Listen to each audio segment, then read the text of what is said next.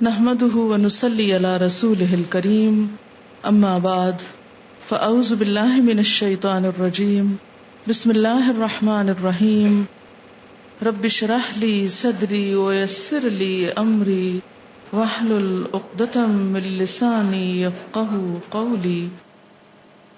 دعا کے آداب میں سے یہ بات آپ سب کو معلوم ہے کہ اگر دعا مانگنے سے پہلے اللہ کی تسبیح، حمد و ثنا، تعریف کی جائے تو یہ چیز اللہ تعالی کی رحمت کو جوش میں لانے کا ذریعہ بنتی ہے اور دعا کی قبولیت کا بھی۔ دوسری چیز درود شریف ہے، اس لیے دعائیں شروع ہونے سے پہلے تسبیح بھی ہے اور درود شریف بھی ہے۔ یہاں مختصر اس لیے لکھا گیا ہے کہ کم از کم یہ کلمات پڑھنا انسان کے لیے کچھ مشکل نہیں۔ سبحان اللہ و بحمدہ عدد خلقہ ورضا نفسہ وزنة عرشہ ومداد کلماتہ۔ سبحان اللہ، پاک ہے اللہ، وبحمدہ، اور اس کی تعریف کے ساتھ، یعنی میں اس کی پاکی بیان کرتی ہوں۔ عدد خلقہ، اس کی مخلوق کی تعداد کے مطابق، کے برابر۔ عدد گنتی، تعداد، خلق بمعنی مخلوق، یعنی جتنی اس کی مخلوق ہے، اس کی جتنی تعداد ہے، جتنی اس کی کریشن ہے، ان سب کی تعداد کے برابر، گنتی کے برابر۔ وردا، اور رضامندی، نفس ہی، اس کے نفس کی، یعنی اس کے نفس کی یا اللہ تعالی کی ذات جس چیز پہ راضی ہے اور جتنی تعریف پہ راضی ہے اتنی تعریف کرتی ہوں۔ وزنۃ عرشہ، اور اس کے عرش کے وزن کے برابر، یعنی جس عرش پر اللہ تعالی متمکن ہے اس کا جتنا وزن ہے ہم تو اس کا احاطہ بھی نہیں کر سکتے، اس کے برابر۔ ومداد، اور سیاہی، کلمات ہی، اس کے کلمات کے لکھنے کی، یعنی قرآن پاک میں آتا ہے کہ اگر سارے سمندر سیاہی بن جائیں اور اتنے ہی اور بھی، اور سارے درخت قلمیں بن جائیں اور اللہ کے کلمات، اس کی تعریف لکھی جانے لگے تو سارے سمندر خشک ہو جائیں، لیکن اللہ کی باتیں کبھی ختم نہ ہوں۔ تو اس لیے اس کے کلمات یا اس کی باتیں لکھنے کے لیے جتنی سیاہی چاہیے اس کے برابر۔ یہ مسنون تسبیح ہے اور بہت ہی خوبصورت، چند لفظ ہیں لیکن ایک بندہ مومن کے دل کے اندر اللہ تعالی کی محبت کے لیے، اس کی عظمت بیان کرنے کے لیے جو اس کے جذبات ہیں اس کی ایک عکاسی ہے۔ اب دیکھیں کہ اللہ تعالی کی ذات جتنی بلند ہے اور اس میں جتنی خوبیاں ہیں ان کا احاطہ کرنا ہم جیسے کم عقل اور حقیر انسانوں کے لیے ممکن ہی نہیں۔ نہ وہ ہماری عقل میں سما سکتا ہے، نہ ہمارے تصور میں، اور نہ ہی ہماری اتنی زندگی ہے، نہ ہماری اتنی قوت ہے، نہ اتنی طاقت ہے، مجال ہے کہ ہم واقعی اس کی تعریف کا حق ادا کر سکیں۔ اس کی تسبیح کائنات کی ہر چیز بیان کر رہی ہے۔ وَإِن مِّن شَيْءٍ إِلَّا يُسَبِّحُ بِحَمْدِهِ، کوئی چیز ایسی نہیں جو اس کی تسبیح نہ کر رہی ہو۔ وَلَٰكِن لَّا تَفْقَهُونَ تَسْبِيحَهُمْ، لیکن تم ان کی تسبیح کو سمجھتے نہیں ہو۔ سَبَّحَ لِلَّهِ مَا فِي السَّمَاوَاتِ وَمَا فِي الْأَرْضِ، تسبیح کر رہی ہے اللہ کی ہر وہ چیز جو آسمانوں میں ہے، ہر وہ جو زمین میں ہے۔ جب ہر چیز اس کی تسبیح میں لگی ہوئی ہے تو میری زبان اس کی تسبیح سے خالی کیوں رہے؟ اگر میں نہیں کروں گی تو میری محرومی ہے۔ اللہ تعالیٰ کا تو کچھ بھی نقصان نہیں۔ بے شمار فرشتے صرف پیدا ہی اس لیے ہوئے ہیں کہ وہ اللہ کی تسبیح بیان کریں، اس کی تعریف بیان کریں.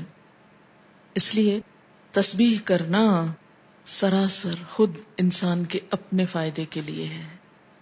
اس طرح انسان باقی کائنات کا ہم نوا ہو جاتا ہے.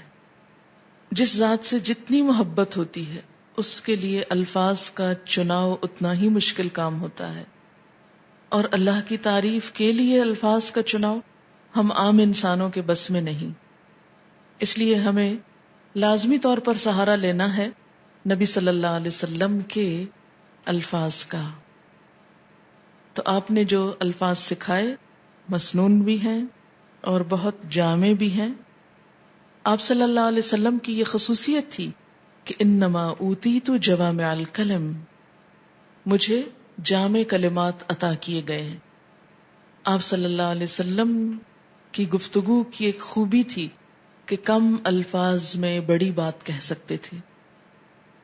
تو یہاں بہت کم الفاظ میں بہت خوبصورت طریقے سے اللہ تعالی کی تسبیح بیان کی گئی ہے. تو جب بھی آپ دعا مانگنے لگیں تو اس سے پہلے اگر یہ چند لفظ بول لیں تو دعا کا وزن اور قبولیت اور اس کی خوبصورتی بڑھ جائے گی. اب دیکھیں کہ دعا کے شروع میں اور آخر میں تسبیح پڑھنا اور درود شریف پڑھنا یہ ایسا ہی ہے کہ جیسے کسی کو کچھ دینے کے لیے آپ ایک خوبصورت جیسے گفٹ پیپر ہوتا ہے یا اچھا کوئی برتن ہو سکتا ہے یا کوئی بھی چیز جس میں آپ کوئی چیز ڈال کر دے رہے ہیں. مثلا آپ نے ایک خوبصورت خط لکھا اور گندے سے انویلپ میں ڈال کے دے دیں تو وہ تاثر کیسا ہوتا ہے؟ درست نہیں ہوتا. اسی طرح آپ اچھی سے اچھی بات کہنا چاہیں مگر الفاظ اچھے نہ ہوں تو اس کے اندر خوبی نہیں آئے گی اچھی سے اچھی بات میں. تو الفاظ کا اچھا چناؤ اور دعاؤں کے آگے پیچھے اللہ کی تسبیح یہ بہت ہی ضروری ہے اور بہت مفید ہے، اور اس سے بڑھ کر جامع الفاظ کم ہی ملیں گے آپ کو. اس لیے ان کو یاد بھی کر لیجئے اور عادت بھی بنا لیجئے. اب اس شعور کے ساتھ جو کچھ ہم نے اس کا معنی سمجھا ہے، مثلاً عدد خلقی ہی، تو آپ سوچئے ذرا کہ اس کی مخلوق کی گنتی. مثلاً کہا یہ جاتا ہے کہ آسمانوں پر جتنے ستارے ہیں اگر ان کو فرضی نام دے دیے جائیں، مثلاً ABCD، تو ان ناموں سے پکارنے میں یا ان کی صرف گنتی کرنے میں 400 ملین سال چاہیے، کیونکہ انسان نمبر ایک تو احاطہ ہی نہیں کر سکتا. اور اگر صرف گننے لگے ان کو، صرف ستاروں کو، ابھی زمین کے ذرات کو نہیں، ریت کے ذرات کو نہیں، اگر آپ میں سے ہر ایک کو پورا کراچی شہر مثلاً سمندر کے کنارے پہنچ جائے اور ایک ایک گلاس ریت کا اٹھا کر اس کو دے دیا جائے ہر شخص کے کہ اس کے ذرات گنو، تو میرا خیال ہے کہ صرف وہ ذرے گننے میں اس کو کئی سال لگ جائیں، ایک عمر بیت جائے. تو ہم نہ تو یہ ذرات گن سکتے ہیں، نہ یہ ستارے گن سکتے ہیں، اور نہ ہی ہماری اتنی عمر ہے. تو یہ ایک تسبیح لے کے اگر ہم چند دفعہ سبحان اللہ کہہ بھی دیتے ہیں اس سے حق نہیں ادا ہوتا. سارا دن بھی بیٹھ کے تسبیح پڑھیں تو مت کبھی سوچیں کہ ہم بڑے عبادت گزار ہو گئے اور بہت کچھ کر لی، کچھ نہیں کیا. کبھی اپنی عبادت کا انسان کو غرور نہیں آنا چاہیے، نہ کبھی عبادت کے تکبر میں مبتلا ہوں، کیونکہ ہم اللہ کا حق ادا کر ہی نہیں سکتے. تو پھر جب انسان یہ کہتا ہے عدد خلق ہی، تو گویا وہ سب کچھ گنا گیا جو آپ ویسے نہیں گن سکتے. لیکن شرط یہ کہ دل سے کہیں عدد خلق ہی ورضا نفس ہی، اتنی تسبیح جس پہ وہ راضی ہو جائے، بس مجھے اس کو راضی کرنا ہے.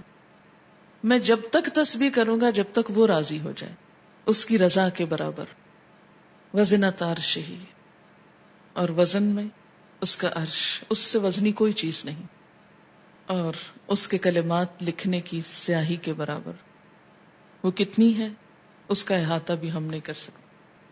اب آپ دیکھیں لیکوڈ بھی آ گیا اور ایبسٹریکٹ چیز بھی آ گئی اور ٹھوس چیز بھی آ گئی، یعنی ہر چیز کا ایک طرح سے احاطہ کیا گیا. اب اس تصور کے ساتھ تسبیح پڑھی سبحان اللہ وبحمدہ عدد خلقہ ورضا نفسہ وزنۃ عرشہ ومداد کلماتہ